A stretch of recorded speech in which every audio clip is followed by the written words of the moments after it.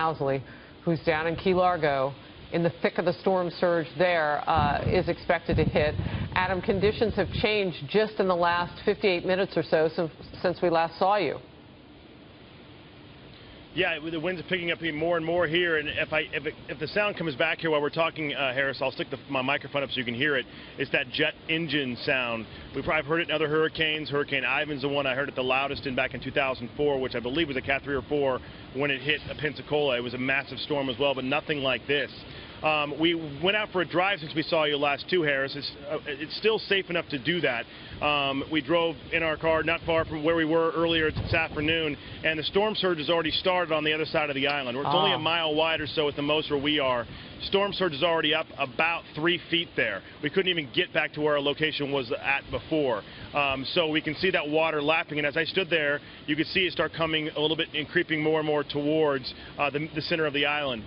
So they do expect that storm surge to continue to rise there. We don't know how big it's going to get. We don't know if it's going to come all the way across. We don't know if it's going to come up from this way. We do know this: the conditions continually worsen. The winds continue to pick up. The rain continues to come down, and by some estimates, as much as 20 inches could be coming our way. And that storm still has not even gotten here yet.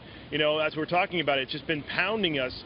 And at least the Keys of Florida, it's been pounding us since about 10 a.m. this morning.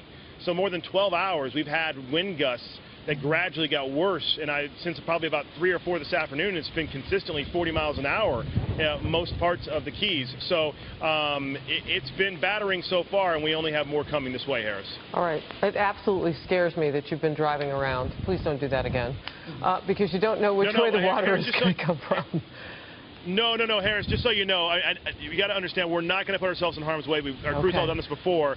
We have a jacked up 4-wheel drive vehicle. We went to an area where there was not a lot of trees around, so we were live earlier today. There are boats and stuff, and we stayed back. We couldn't even get down there, but you could see the water coming in. We just had to be able to tell the viewers at home where that water's coming from. Is that surge coming? And I think, as we've seen with forecasters, they're doing the best they can trying to follow this storm and all those models. But, you know, on the ground and the guys that are flying into the storm at the high levels, that's really the best way to kind of determine what we're really going to see. We don't really know for sure. And if we're already getting a 3-foot surge on that side of Key Largo, and we're probably going to be 30 miles or so from, depending on how it comes across, from the actual eye, that's a pretty significant surge already this early. That's an excellent point.